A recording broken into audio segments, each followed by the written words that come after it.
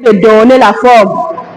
Les yeux là ne leur permettent de rien voir avec. Donc même si c'est un danger qui est en train de les approcher, ils ne peuvent pas voir le danger.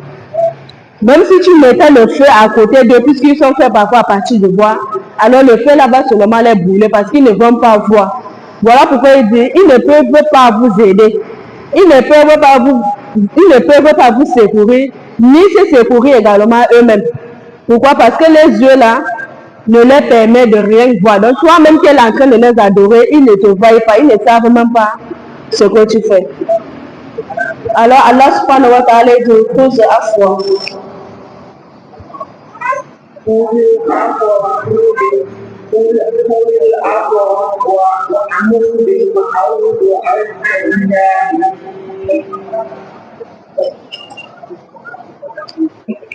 Allah subhanahu wa ta'ala dit, cause à foi.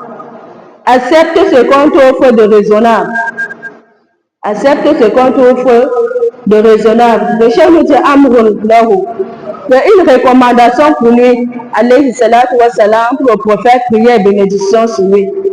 Quand Allah lui dit accepte ce qu'on t'offre de raisonnable, c'est une recommandation que Allah subhanahu wa ta'ala est en train de donner au prophète, prière et bénédiction sur lui. Bimakarim et l'akhlaq, pour les bons et les nobles comportements. Donc pour que le prophète, alayhi salatu wa salam, ait le bon et le noble comportement. Aïe, khuzu bisahil yasir. Accepte ce qui est simple et facile.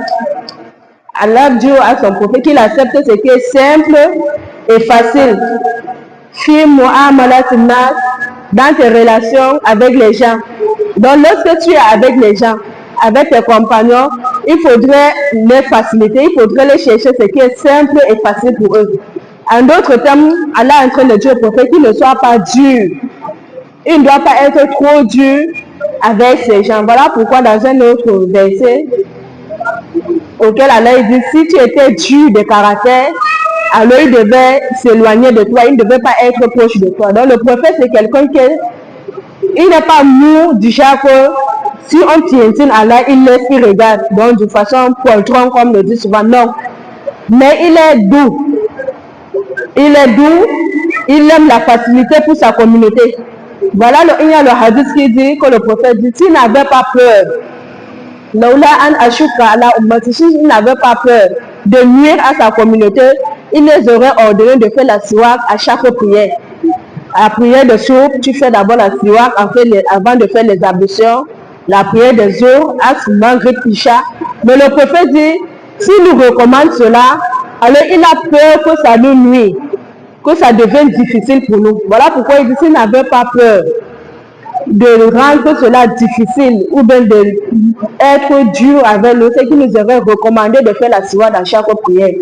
Donc Allah subhanahu wa ta'ala il dit, il doit accepter ce qui est simple et facile dans sa relation avec les gens.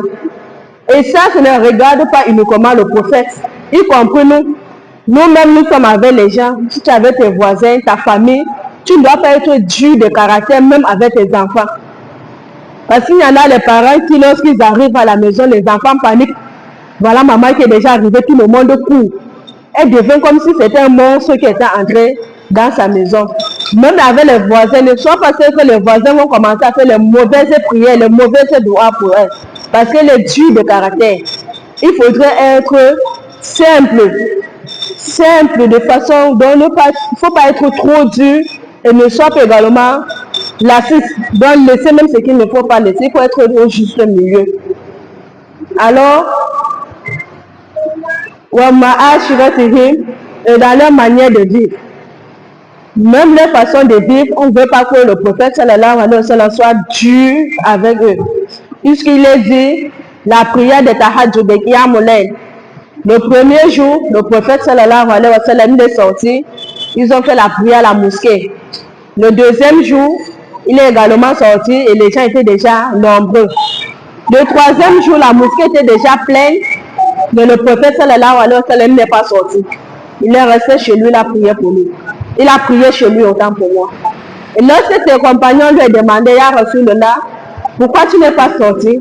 Pourtant, on était déjà nombreux à la mosquée était déjà pleine. Il dit qu'il a eu peur pour nous, pour sa communauté, que s'il sortait le 3e jour, alors cette prière devait être obligatoire pour nous les musulmans. Juste pour nous amener la facilité, il est resté chez lui, il a fait la prière là chez nous pour que ça ne soit pas une obligation pour nous. Vous voyez, puisque c'est une sunna, ce n'est pas une obligation. Il y en a beaucoup qui ne le font pas, qui négligent cela. Il y a ceux qui viennent mettre 2 rakats et se coucher d'or. 10 rakats, 13, 23, c'est difficile à dire non, c'est une sunna, ce n'est même pas obligé. Il y a les ceux qui ont eu 30 ans, qui n'ont jamais eu à faire la prière de nuit durant le ramadan, la prière de tahajjud. Ils n'ont jamais eu à faire. Parce que si le prophète sortait le 3e jour, cela devait être une obligation